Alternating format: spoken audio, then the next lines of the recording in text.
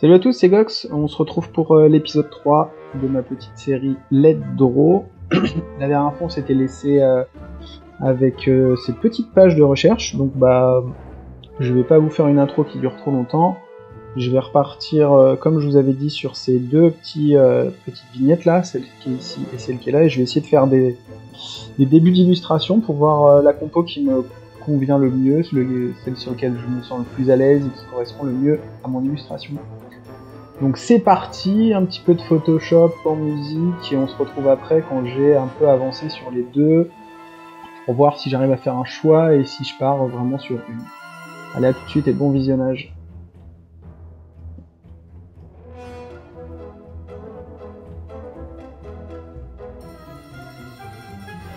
Un petit peu de post-commentary. Je vais juste décrire cette étape-là.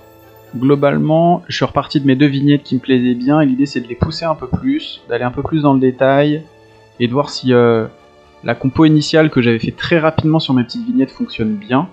Donc je passe un peu de temps sur ma line où en gros je repasse et j'essaye de, sur un format un peu plus grand, de plus détailler l'image pour voir ce qu'elle pourrait donner sur une illustration finie. L'idée c'est de passer un petit peu plus de temps sur mes petites vignettes pour me donner une idée et pouvoir faire un choix plus facile. Donc je fais ça sur les deux vignettes, je pousse le niveau de détail à peu près au même niveau pour pouvoir choisir plus facilement celle qui me conviendra après.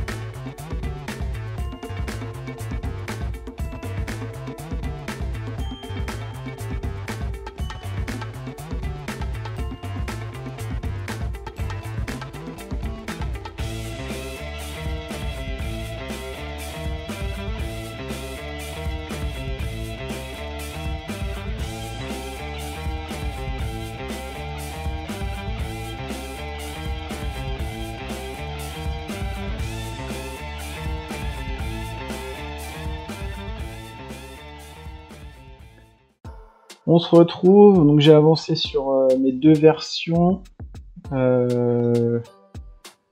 J'ai essayé de m'éloigner de mes refs, principalement sur celle de droite. Je trouve que j'ai un peu réussi. La prise le cadrage est proche de l'image que j'aimais bien dans ma page de référence, mais voilà, je suis content parce que j'ai réussi à rajouter tout un tas de trucs qui font penser qu'on est dans un camp de gobelins et donc celle-ci j'aime bien, et celle-là finalement c'est celle sur laquelle qui m'avait un peu tapé dans l'œil quand je faisais mes recherches, mais finalement je l'aime pas trop. Donc je pense que je vais partir sur cette version, et ce qu'il faudrait que j'arrive à faire, parce que là bizarrement je suis arrivé à un espèce de format carré, c'est pas forcément ça que je voulais plutôt un format paysage, plutôt bien en longueur. Donc je vais voir, en tout cas là je vais repartir sur Photoshop. L'idée c'est que la vidéo aille au moins jusqu'à l'étape de croquis bien avancé, très compréhensible, voir si j'arrive à mettre quand même quelques petits aplats de couleurs pour différencier les zones ombre-lumière. Et puis voilà, on se retrouve après, je retourne sur Photoshop, c'est parti.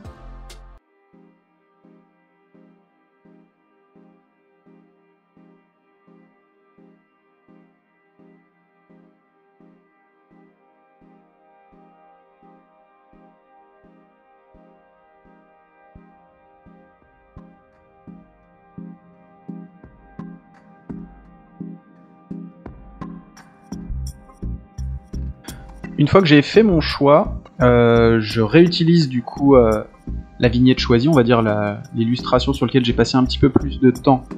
Là, dans ce cas-là, j'ai changé un peu le format de l'image. Je voulais la rendre plus large, on va dire, avoir un format paysage. Je suis repassé par une petite étape de line un peu plus légère, sans trop rentrer dans le détail, parce que mon but après c'est vraiment de faire ressentir les volumes avec les effets de valeur, les effets de couleur, et pas avec ma line, pour éviter justement de trop rester accroché à ma line. Donc là j'essaye juste d'avoir une base solide, et le plus rapidement possible essayer de mettre des valeurs. Donc là je pars sur une technique en noir et blanc, donc en gros je ne fais que régler les valeurs en noir et blanc, et la couleur viendra après dans la prochaine vidéo. J'utilise également le flip horizontal, donc ça c'est une technique qui est hyper utile pour pouvoir en gros faire un refresh de notre œil. En fait en utilisant ce petit raccourci sur Photoshop, ça permet en fait de tout de suite capter s'il y a des problèmes de perspective, de composition, et en retournant l'image comme ça de manière un peu répétitive, ça permet de dire ah bah tiens là il y a cet élément là qui paraît tordu, ou est-ce qu'il y a une forme qui est pas cohérente avec le reste de l'illustration.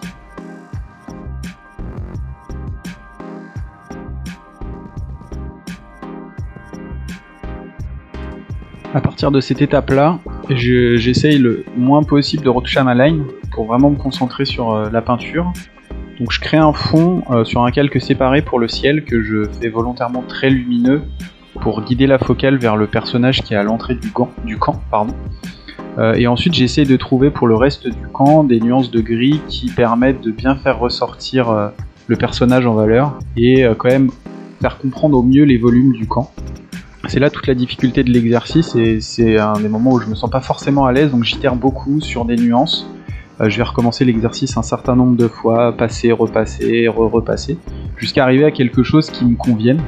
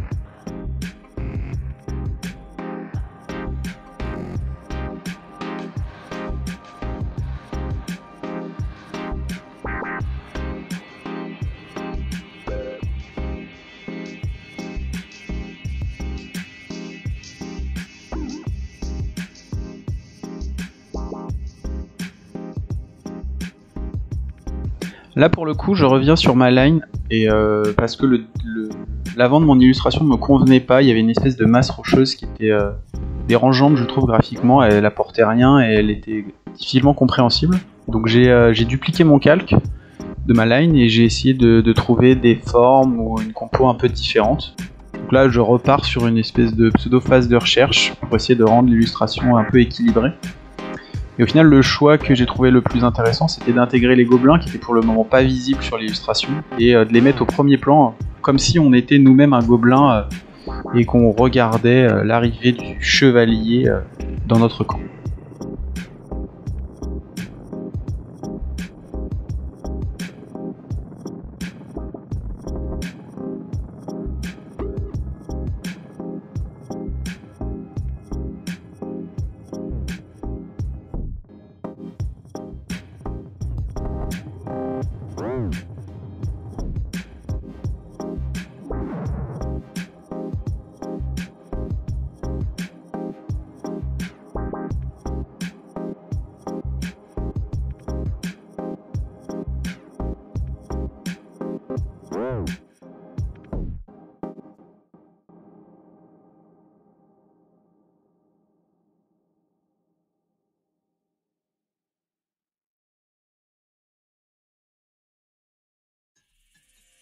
On se retrouve pour le petit récap fin de cet épisode 3. Je vais essayer de faire une fin de vidéo pas trop longue. J'avais tourné une première fin de vidéo mais qui durait 7 minutes. Donc le monologue de 7 minutes, on va éviter.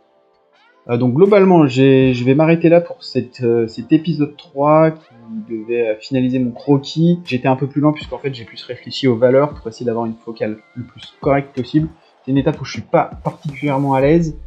Parce que là on est moins dans le dessin, on est plus dans la peinture entre guillemets, et du coup je sais que c'est une étape plus difficile et je suis en pleine formation là-dedans, donc c'est plus complexe pour moi, on va dire, d'avoir un workflow un peu carré. Et je vous ai mis un petit avant-après pour voir ce qui avait évolué. Donc ça c'était le point de départ que j'ai vraiment réutilisé, sur lequel j'ai un peu changé le format. Donc comme je vous disais, je suis allé vers quelque chose d'un peu plus format paysage, moins carré. J'ai corrigé plein de petits détails, donc comme j'ai fait une phase de recherche assez courte, comme je vous avais dit, il a fallu que je reparte dans des phases de recherche pendant que je crée mon illus. Typiquement, j'ai rajouté une tour ici, j'ai modifié tout le premier plan, parce que toute cette masse ici, en fait, elle était difficile à comprendre, et elle apportait rien graphiquement, donc j'ai plutôt intégré un premier petit gobelin qui mate le chevalier un peu flippé. Et voilà, et ensuite au niveau des valeurs, je sais que j'ai encore du boulot, mais ça sera, on va dire, pour le début de l'épisode 4, avant d'aller vers une mise en couleur. Donc, ce que je fais assez rarement, c'est rare que je fasse une première phase de mise en couleur en noir et blanc pour le réglage des valeurs, et ensuite colorisation par incrustation. C'est quelque chose que je fais assez rarement, mais qui est assez efficace, notamment pour essayer de bien régler les valeurs. Alors quand je dis efficace, c'est une bonne technique, on va dire, pour pas se perdre dans les couleurs dès le début. Donc je vais continuer dans le début de l'épisode 4, même si on va dire que c'est de la finition. Je pense que j'ai encore pas mal de boulot pour avoir quelque chose qui me convient bien. Globalement, là où vraiment ça ne va pas, c'est toute cette partie-là qui a un niveau de détail encore trop élevé par rapport au reste, et sur lequel il faut que je règle des problèmes de valeur pour éviter que ça soit la focale à la place du chevalier. Donc voilà, j'espère que ça vous plaît. Si c'est le cas, n'oubliez pas le petit pouce bleu, le commentaire, ça motive. Dans tous les cas, je finirai cette petite série. Je pense qu'il reste une vidéo max, à voir combien de temps ça me prend pour vraiment finir l'illus. Je resterai sur un style un peu brushy, donc voilà, je vais pas aller dans du rendu hyper détaillé, c'est pas trop ma cam, c'est pas sur ça que je m'éclate. Donc à voir où je vais, mais je pense qu'il y aura une vidéo, deux grand max, peut-être une deuxième pour faire vraiment une conclusion et un peu revoir tout mon workflow en super rapide. Je vous dis à plus et à la prochaine vidéo. Salut!